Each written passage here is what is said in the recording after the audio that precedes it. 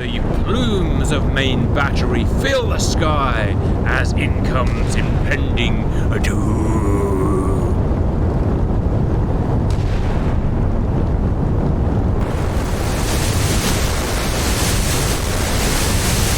Hello valued viewers, I hope you're all doing wonderfully well and welcome to what is going to be an extremely exciting sea power battle, probably going to be my favourite one so far, and I'm extremely excited, as you can probably tell. Now, sea power is obviously a naval game based kind of 1960s to mid-1980s, the era of the surface-to-surface missile. And that's great, I'm really interested in that piece of history, but I'm even more interested in the preceding kind of World War I, World War II naval history, where it was all guns battles.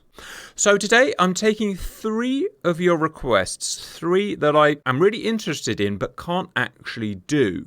And I'm going to do a battle here which satisfies those 3 as best I can, basically as close as I can get. Request 1 from you guys was you want to see some World War II guns battles. Well, I can't really do that, viewers, because as I said, sea power is 1960 to 1980s, maybe up to 1990. I simply don't have the World War II vessels we need to do World War II type battles. Maybe later on they'll bring out some World War II packs and we'll come back and do it then, but for the time being I can't really do it. Next, you want to see, and lots of you have requested this, the Battle of Leyte Gulf, one of the most famous World War II naval battles, and for the same reason I can't do it. I have the topography, but what I don't have is the necessary ships. Again, if a pack comes out later on we can do Pacific 1940s warfare. Finally, you want to see Iowa. You love seeing Iowa. It's your most requested ship, and so that's the one that I do most of. It's the refitted 1980s version of the battleship, and you want to see it guns only. Against other ships, guns only. In fact, you requested it against the 1980s Soviet ships, but where all can only use their guns. And I can't really do that, or I don't really want to do it, for 2 reasons. One, it's very difficult in sea power to get vessels to use their guns only and not use their missiles. The Iowa has missiles and all of the Soviet 1980 ships have missiles. You can sort of do it, but it's difficult and awkward and not much fun, to be honest. And the second thing, and probably the most important thing, is that it's a bit unfair as well. As you probably know by now, I don't really like unfair fights, or avoid them where possible. And the problem would be that the Soviet ships from the 1980s, you know, the Kirov, the Slava, the Sovremenny and so on, are 100% based around the surface-to-surface missiles. That is their primary weapon. They have some small to moderate guns as well, naval guns, but they're very much secondary or tertiary weapons. Whereas Iowa, the 16-inch cannons make up part of her primary weaponry. And because of that, it would make it very asymmetric, too asymmetric for my liking. But don't worry, I've got something that I think will satisfy you. So what we're doing first today, viewers, is operating in the Leyte Gulf. Well, near the Leyte Gulf. I think that is actually Leyte Gulf there, so we're just a few miles away here. And we're operating with Iowa, and we'll just be using the guns. So the 1940s variant of the Iowa battleship, or the closest we can get to it.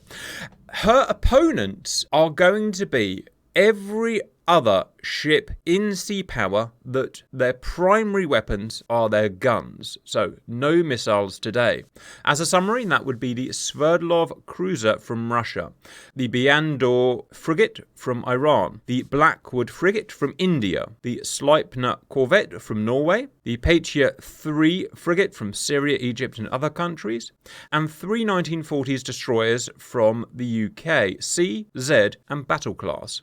So this will make a really interesting battle, viewers. We're starting about 30 nautical miles away from each other. We're just going to press go and see what happens. Now, when it comes to battles like this, viewers, going over the details and making some interesting predictions is actually my favourite bit. So let's go over vessel details. Remember, no missiles today, guns only. So Iowa's main battery are obviously her 9 16-inch guns with a massive range of over 20 nautical miles, although obviously being large guns, their rate of fire is going to be relatively low. She also has 12 5-inch guns, 6 of which she can bear at once, and 2 Seaways. Now I thought we'd make a mini competition out of this because why not? So that means Iowa 9 times 406 mil, 12 times 126 mil and 2 times 20 mil, all added together, gives us a total caliber in millimeters of 5,206. So I'm giving the blue side a score of 5,206 mil. Now that's not a totally accurate way of doing it, obviously, because it doesn't take into account rate of fire, range of cannon and whatnot. It is an interesting way of doing a predictive point system. So for the hostile side, we have 8 ships, and they will be in what I would describe as a World War I warship line formation stretching about 6 miles. First, the 3 British 1940s destroyers. The battle class from 1942 was armed with 4 114mm cannon, as you can see here. That's the British 4.5 incher. As well as, I believe, 8 40mm Bofors on the stern, giving her a total firepower of 776mm. Next we have the Z class. These destroyers, designed mid-World War II, were designed to be cheap and easy to build, and they were pretty much scrapped or sold off after the war. Z class had 4 114mm, 2 here and 2 here, and a single 40mm Bofors amidships, and I've got her as 536mm total.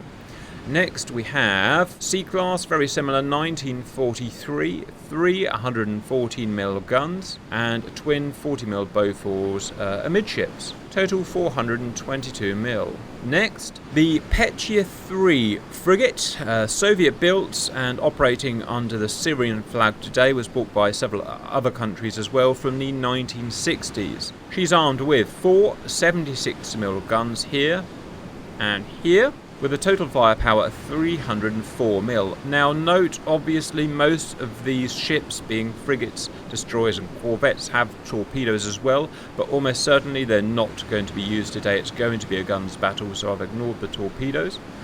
Next, from Norway, Sleipner class corvette, all the way back from 1936, armed with twin 76mm here and single 40mm Bofors here, total 192mm. Next, from India, Blackwood class frigate from 1955, armed with a measly surface 2 40mm cannon, presumably Bofors there and there, total 80mm.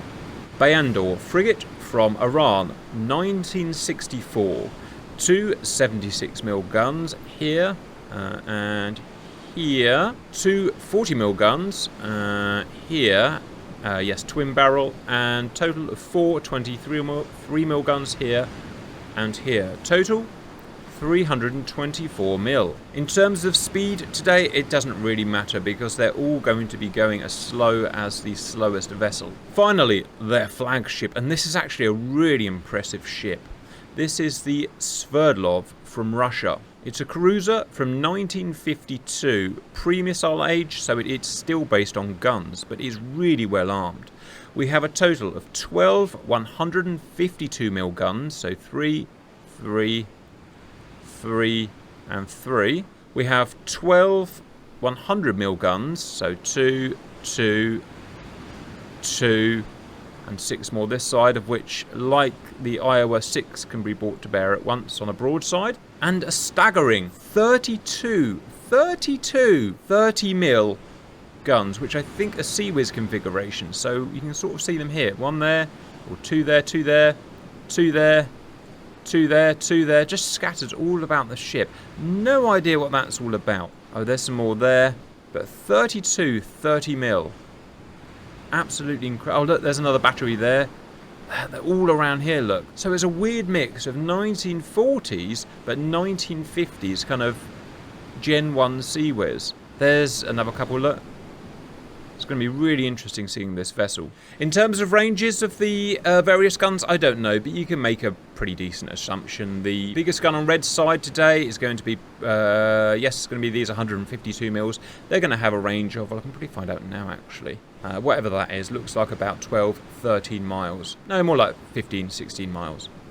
We have to make a prediction now, viewers. Who's going to win? A single Iowa, which has a total firepower of 5,206mm, or 8 smaller vessels from various countries, cruiser down to corvette, with a total battery size of 6,300 390 mil, so more than 1,000 mil more than Iowa. These guys have the firepower overall, the amount of lead they can put in the air at once, but Iowa is going to have the range. So like in real life, Iowa will be able to reach out over the horizon, use her high elevation antenna to find them with her radar and shoot at about 20 miles over the horizon and start picking them off before they can respond. But is she going to be accurate enough to do that with her ammo supplies before they get within gun range? Because when they get within gun range, when they start peppering with this amount of 6 inches, I personally think they're going to start smashing the Iowa to pieces. Because remember, she's not armoured above the deck. Anyway, there's lots to talk about, viewers. Let's get started. Alright, viewers, in we go. So we're going to play as Iowa today because I believe we need to. Now, the first thing I need to do is get rid of her missiles. So I've put a civilian trawler in to fire my missiles at. It's the only way I can find of doing this. So, I apologise, civilian trawler. Sorry, not sorry. Get rid of those suckers. We were talking about predictions, viewers. There's a lot to think about here because although the Iowa is the only truly armoured ship here, that doesn't mean she isn't vulnerable. Although probably none of those guns on the red side are going to be able to sink Iowa because they won't be able to get through her armoured belt or her armoured deck. Her superstructure is obviously not armoured and is completely destroyable. And what I've read in books that I've read over the last few years is that the superstructure can easily be taken out by small cannon. The important things like the antenna, the director tower and whatnot, which directly affects the performance of the ship. It's not going to sink the ship, it's not going to kill the crew, it's not going to blow the magazine up, but it stops the ship fighting effectively. And so I worry that if we get within about 10 miles of the hostile fleet, my apologies trawler, they're going to start peppering us with their 4 inches, with their 3 inches, with their 5 inches. They're going to take out our antennas, which are all modelled in sea power, which is why I like this so much, because it's so realistic from that point of view. That they could basically soft kill us. They could take out our radars, then we won't be able to aim our guns properly, take out our seaways, and take out our ways of waging accurate warfare. So to win this, I think really we have to be able to snipe them at 20 miles, as obviously the ship was designed to do, and that's what I hope we're going to do. Because if they're getting close, I really don't think we can win. And that said, I've started rereading Castles of Steel lately. Viewers, really recommended book on battleships. It's actually World War I, but it's going to be relevant for today.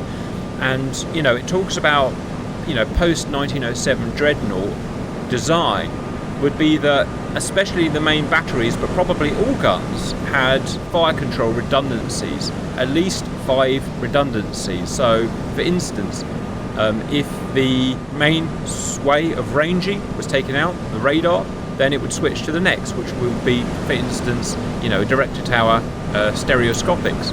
If the director tower was taken out, then it would be the next thing, then it would be the next thing, then it would go all the way down to basically a guy sitting on the front with a pair of binoculars calling in fire. So you had various layers of redundancy for operating, but each layer was kind of less accurate and less useful as the next layer. So if we do start losing our antennae, then we're going to get less and less accurate, we're going to get slower rate of fire, and that's going to make us, you know, it's going to wear us down and they're going to slowly get on top of us. We've got time, viewers. Oh look, we're starting to pick them up now. Z-Class we've picked up from our radio emissions. This guy, we haven't determined who it is yet. Sverdlov, we picked her up from her radio emissions, but we're out of range. Let's see what our range is. Guns. Yeah, that guns is about 22 miles, and you can see they're well out 22 miles. So we can do some more talking, viewers. In the book I'm just reading as well, in World War I, probably World War II as well, the battleships had wooden decks. Because, you know, obviously 99% of the time the ship would not be at war or not be at battle when you needed to operate on the ship, so they would have a wooden deck. And then the first thing they would do when they were sent to a battle would be the crew would come out and chop the wooden deck up and throw it over the side to uncover the armour-plated deck. Another interesting thing I've read is that the guns are so powerful, the main battery is so powerful that whenever they fired them, the shockwave from the guns, obviously, you know, you'd have no deck out and crew at that point, would actually damage the ship. So all this stuff around here, all this metal around here would get bent and smashed and the bolts snapped and stuff like that from the shockwave from the gun. So after every battle or every test firing, the damage control crew would have to come out and repair the vessel. I mean, that is a testament to the power of these guns, that you would basically blow your own ship up when using them. Another interesting point, viewers, not necessarily important for this, in fact not at all important, but for sea power battles I've been doing in general. We've done a lot of US versus Soviet era battles, and the way it works in sea power, like DCS, is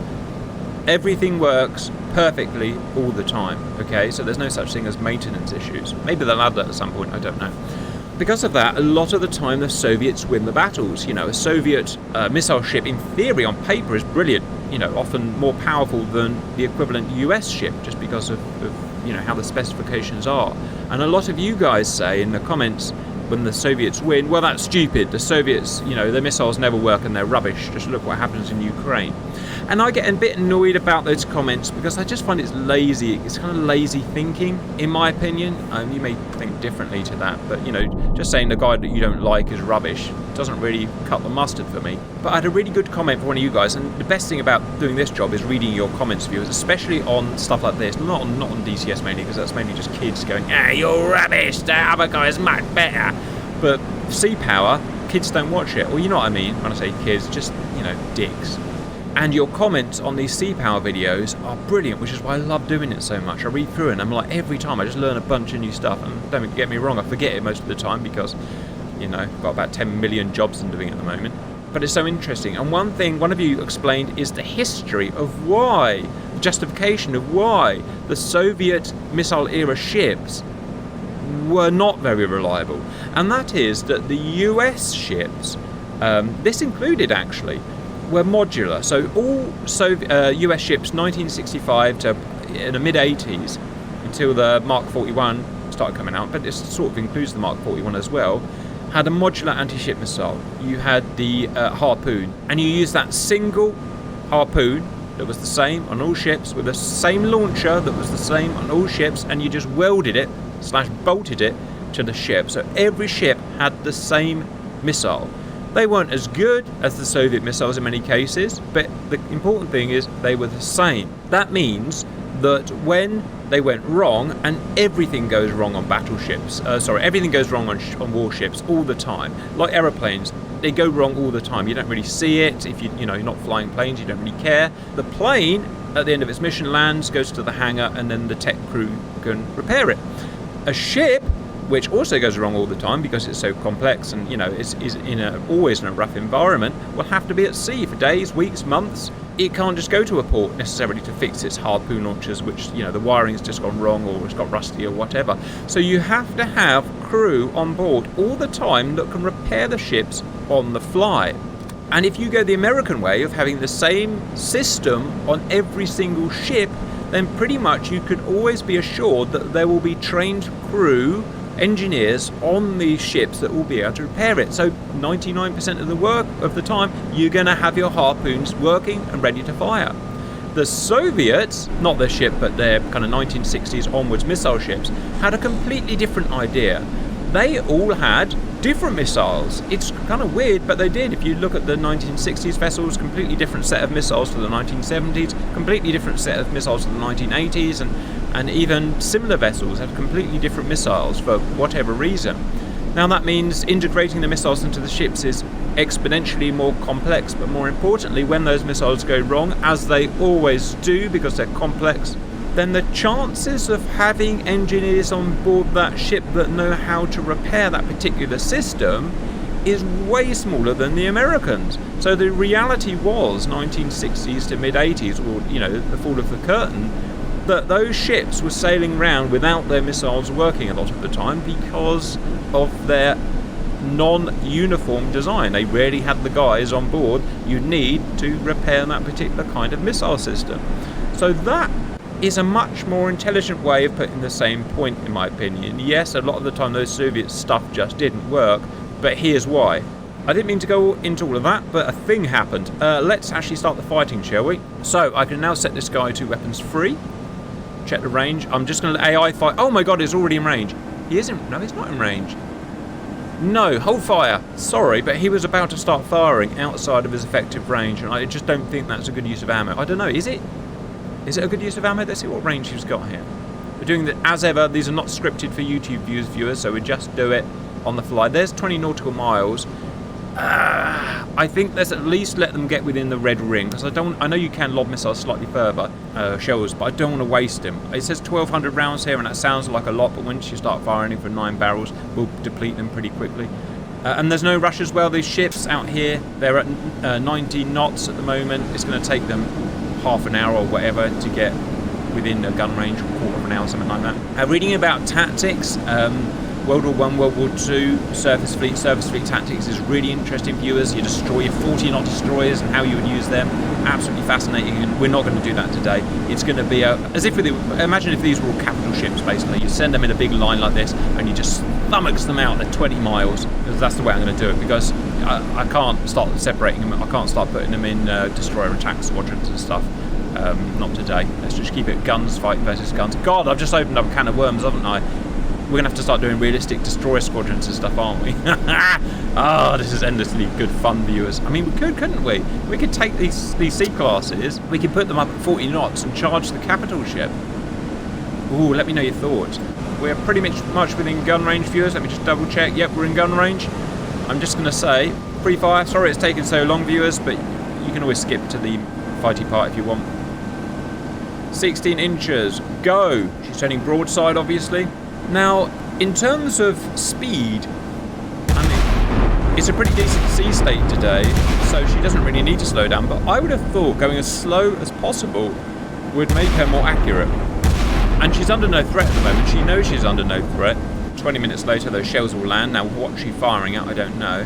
And what will happen when they start landing? She's shooting over the horizon at the moment. You can, as long as you're at sea level, you can see about, I don't know, 7 miles until the horizon disappears. So her antenna, which is 150 feet in the air, is looking over the horizon, and radio waves bend slightly around the Earth as well, a few more miles. It allows her to look over the horizon and see these ships, and that's what's guiding her shells in at the moment. She won't actually be able to visually see, even the director tower, I doubt she'll visually see any ships. Look at that, look at that. Just imagine these are World War I capital crude oil burners, bunker oil burners, smoke everywhere. I mean, they are really, I suppose, aren't they? Amazing game that lets us do this, viewers. I'm so glad we found this. Or you found this for me. Note how the shells haven't landed yet, viewers, and that's because they take so long. That's why I guess radar is so important. That said, the radar, as well as finding the ships, also measured your splash. So when the splash went up from the shell hitting the water, then the radar would measure that splash and compensate on the next shot. The problem with that is you have to wait ages for your shot to land before, you know, to go 20 miles before you could measure the error. And we are still waiting. What's the time? God, I'm running out of time. We've got a DCS mission to do in a minute. All right, I'll go at the front here. I'll look backwards. I'm assuming this guy's being shot at. Speed forward a little bit. No, let's just go and check our ships. Okay. Yeah, she fired several shells.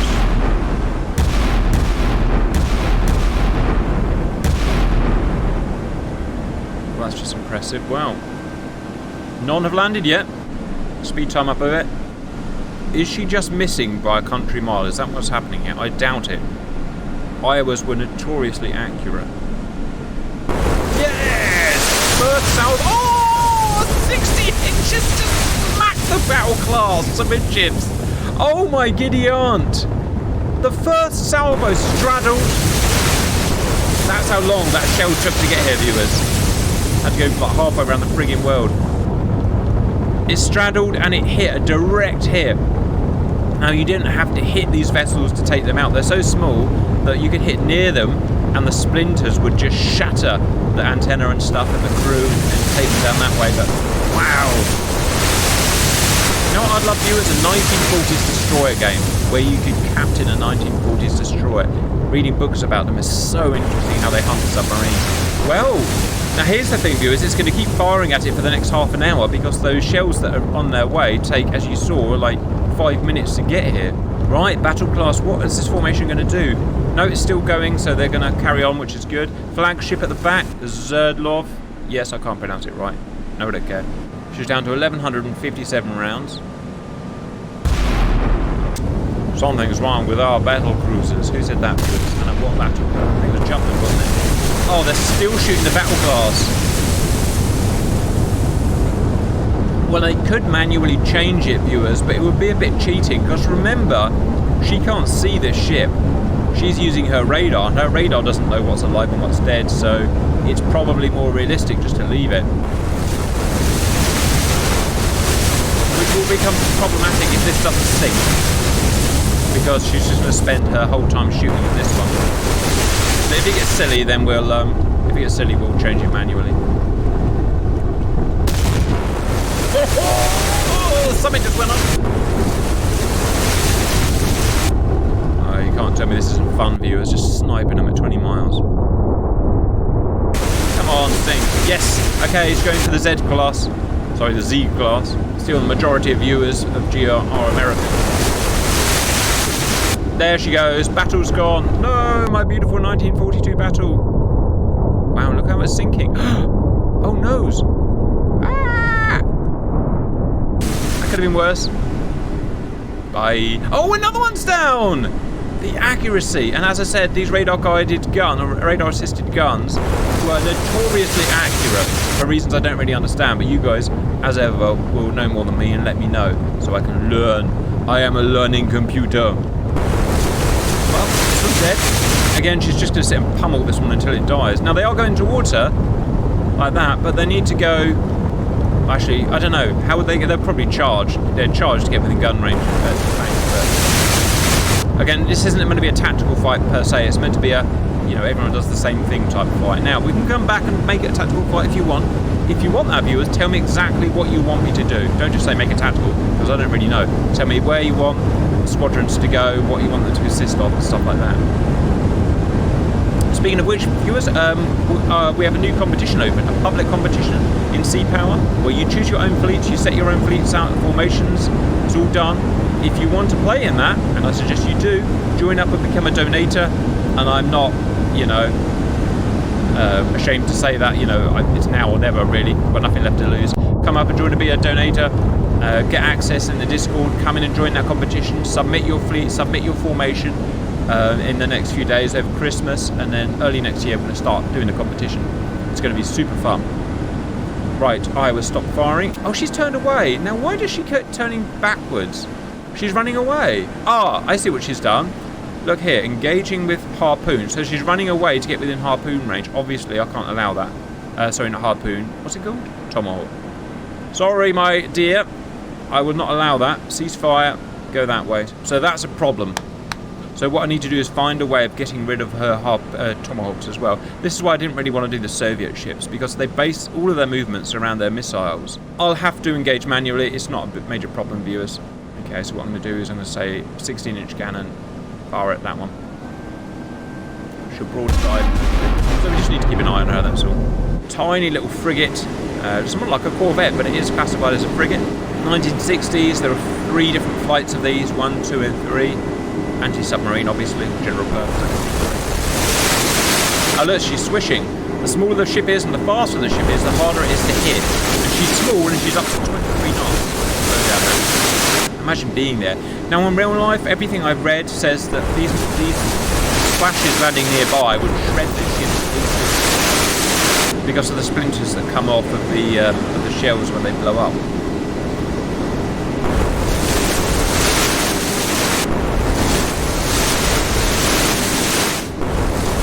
Fire was operating fine. Yeah, she's over it. She's down to 1,000 rounds now.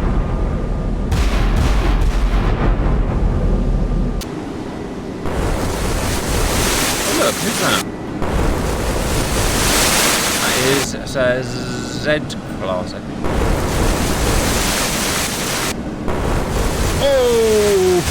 Oh, it just takes one, viewers. It just takes one. Right, I better go and ask her to fire at this guy now, because she'll only stop firing. So you fire that guy.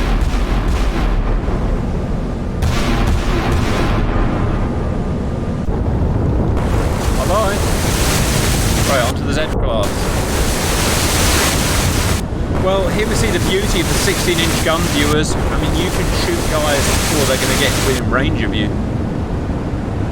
I think the only gun I know that had a longer range was the Yamato class from Japan. It had a bigger gun with slightly more range, but probably less effective because it didn't have the accuracy, the fire control of the Iowa. This guy's just gone down to 5 knots. We've hit him. We hit his power plant. Or damaged his prop or something. He's down to... He's limping. That makes him an easier target. Oh, and we're strapping him much closer now, look. Still, broadside. Oh, we've just sunk something else, look. Yeah, that's the Z or the C-class, whatever it was. She's down now. Right, we can change target now because she'll only start using her tomahawks otherwise. We're down to 970 rounds now. Let me check the range.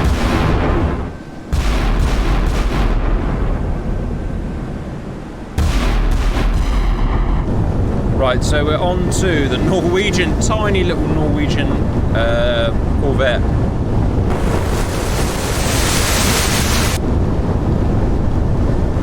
Bye-bye, and that's all the British down. Oh dear. This is very much a one-way battle, viewers. It's the Indian ship.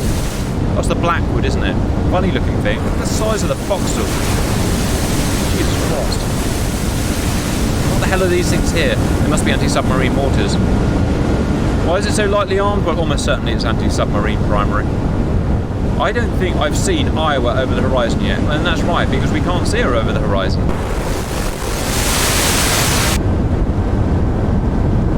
Oh, she's damaged. She's down to 5 knots. That's it. The great thing is the splash damage of those shells through the water. Just look at that. Destroys the power plant. Well, you know what I mean. The power prop stuff. Words are hard. As she gets slower, she gets easier to take down.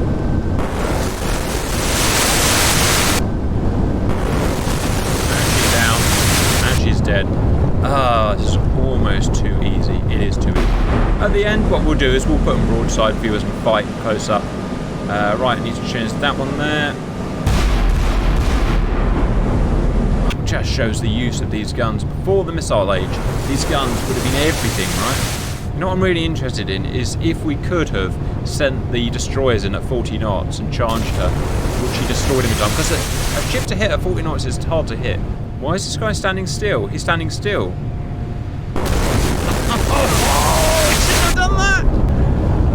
I shouldn't have done that.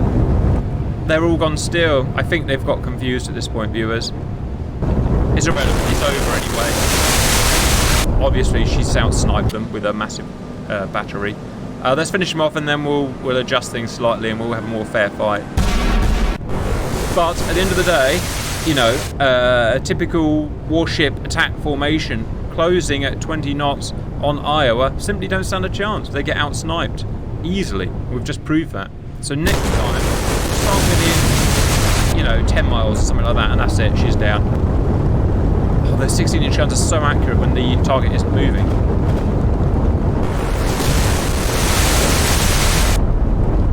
Alright, she's down. Let's go and sort that out.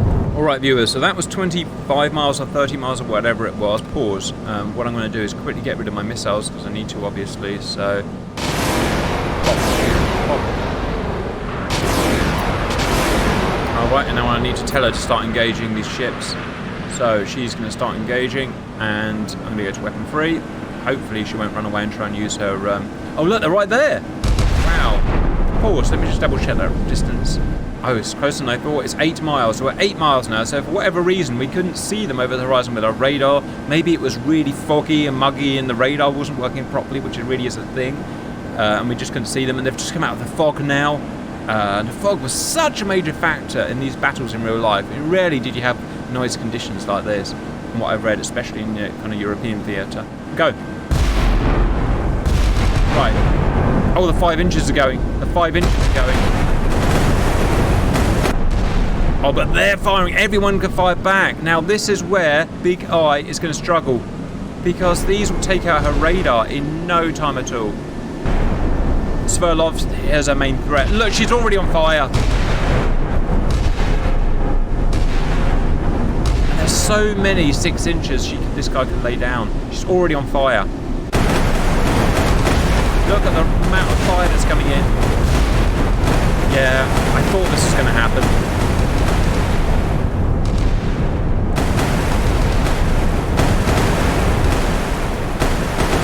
Firepower as she has, she's got so many rounds per second coming in at her.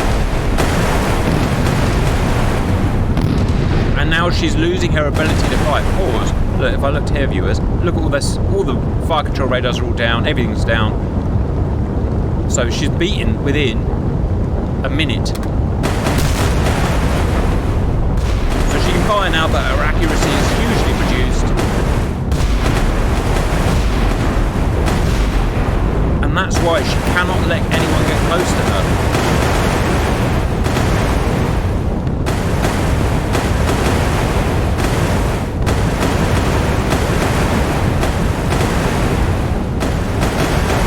It's the Russian ship. I mean, they're all doing damage. They're all doing damage. As I said, the superstructure isn't armoured, so, you know, a 30 mil will take the superstructure out.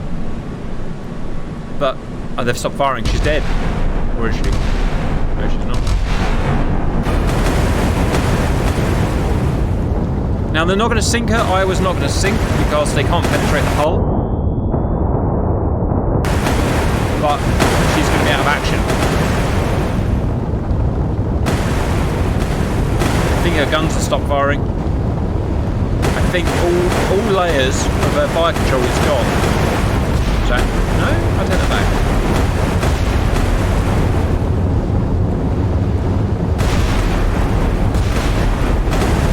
I'm taking control. I'm taking control. Pause. She's fighting stupid now, so you've got to kill this guy here. There. 5 inches. There. You've got to take Zerlov down. One turret's out of action. She can't turn her turrets, look. Come on, big eye. You what I say? Or a 6 mil. There. Turrets are jammed. Oh, she's not doing what I say.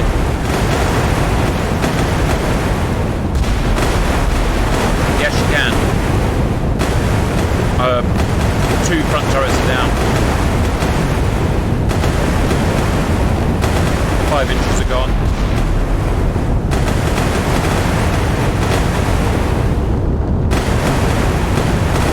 She can't move. Oh wow, look, we haven't actually damaged this guy though, look.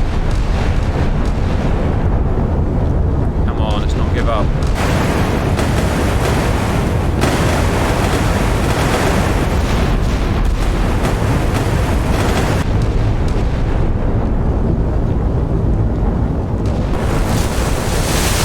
Accuracy is terrible. Even at 10 miles, we can't hit the standard. We've only got 1 turret. Oh no, we're going down. We're going down. Keep firing, arseholes. We're going. We're listing. We're listing. We're taking on water. No. No, we can't fire. We're down. We're sunk. Oh, and the mag's gone up. Alright, we lose. We lose. One more thing I want to try. I just want to try and win this, viewers. Let's see if we can win this real quick. Right, I'm going to pause and I'm going to start issuing orders. So, hold fire. I'm going to keep her on hold fire at all times. So, I'm going to use the 16 inches there and the 5 inches there. So, I'm going to try and neutralise that Zerlov straight away. I think she's doing the damage. Let's see if that works. So, I want the Zerlov shot. Where are they? There, I want her shot with 16 inches. And these guys shot with 5 inches. I wonder if we can do enough damage like that. I've got to put the Zerlov's main battery out. Okay, there we go. We also need to keep moving. We cannot stay still for a second. Come on. Smash them down.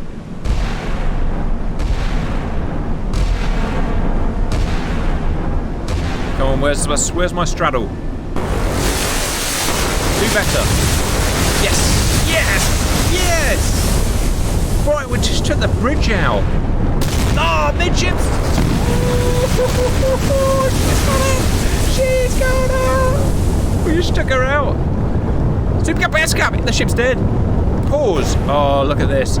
We are the best. Now, what's the biggest threat? Is probably a battle class next, isn't it? She's got the next biggest gun. So what I'm going to do at this point is take the 16 inches. I'm going to go against the battle class. There. Are the 5 inches still firing? Battle class. Everything on battle class now. Turn. I want to put a knife in you and watch it turn. Oh, this is extreme fun, viewers. No man should ever have this amount of fun. It should be physically impossible to have this amount of fun. You, sir, are about, and this feels wrong, but you are about to go down. We just took a massive hit amidships. That's our radar gone. But here comes the folly when the radar was still up. Hold your horses.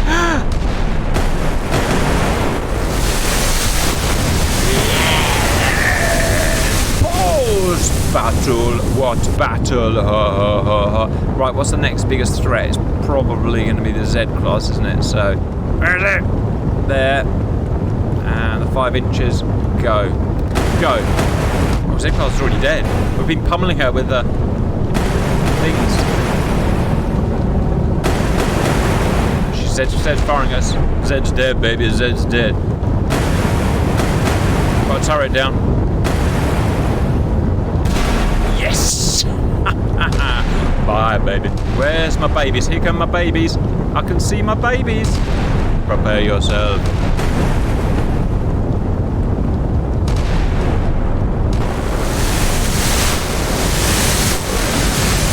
Okay. Got a shot. Got a hit. Gonna need more than that, big eye. Yes, another salvo.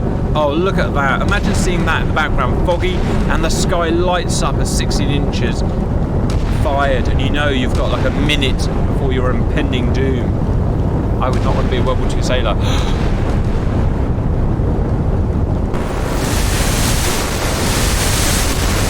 Yes! Oh, she's up. She's gone. She's gone. Pause. Oh, viewers, viewers, viewers, viewers, viewers. Viewers, are you as excited as me? How is your irritable bowel syndrome? Right, fire again, big eye. C-class is taking the PP out of you. In the background, the area is lit up as the mighty capital ship fires broadside her main battery, and the crew know they can only hunker down and prepare for what's coming in.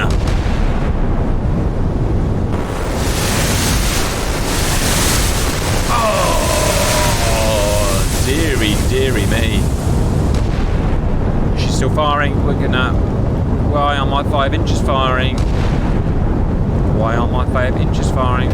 Oh, we're hurt. We're bleeding. I've got time to bleed. Right, that C-class has got to go down. It's 100% required. So, make sure you're firing at her. Make sure you're firing at her. Push the button. In the distance, the radiation of the plumes of main battery fill the sky as in comes impending doom.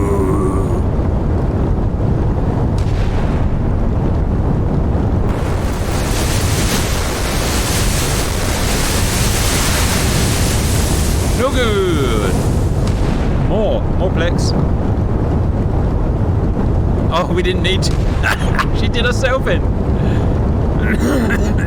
Oh, I feel rough. The thing about having a baby, viewers, is that the illness never stops. It never, ever, ever, ever, ever, ever, ever, ever, ever stops 1 minute.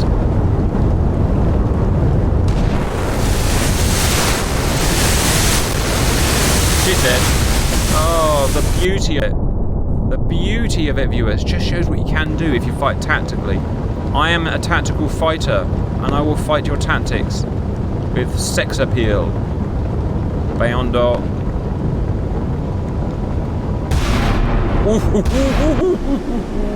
I mean, she's going fast. She's got that on her side, but still.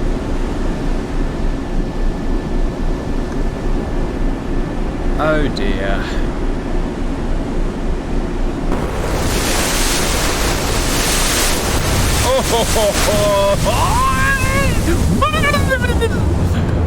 It's the funnest thing in the world. You should not have this amount of fun with your pants on, viewers. It's physically impossible. I am physically impossible right now. More battleships, please. What a turnaround, viewers. Proper target acquisition means multiple maximum boom. Right, this ugly thing. Your foxhole's too big. You look like a big crooked nosed knob face. Your knob's too big. You look like a face with a knob on it. Oh dear. It's just taking the PP now, viewers. ladies and gentlemen, I give you the battleship.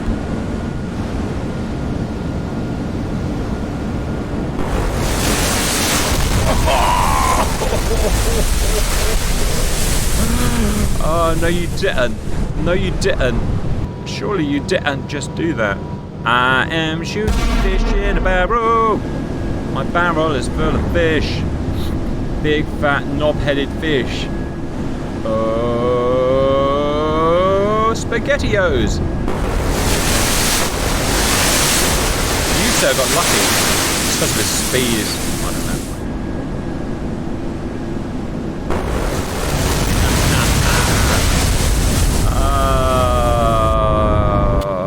All the things all belong to us. That's it. So, what have we done today? We did a 20-mile battle against 8 ships. You know, the ships I could find in sea power that are guns only. Their primary armament is their guns and not some sort of missile. And at 20 miles, it absolutely smashed them to pieces. There's just no comparison. There's nothing else to say about that. They couldn't get within guns range. Let's see, then we did 10 miles where I did not help Iowa out. I just let her defend herself, and she made terrible decisions and shot at all the wrong vessels, and she got smashed by the 6-inch guns of the Spurlock. Then we reran a 10-mile battle with me controlling her and making moderately intelligent decisions. So she took out the main threat first, and then that's it, fine. That's what she would have done in her life. So, the end result is, apart from this weird battle where she can't win, if you absolutely want to win a gun battle against, well, anything else really, then take an Iowa battleship. Anything else you want to see, viewers? Let me know, and I will do it for you as we watch poor Norwegian be taken out.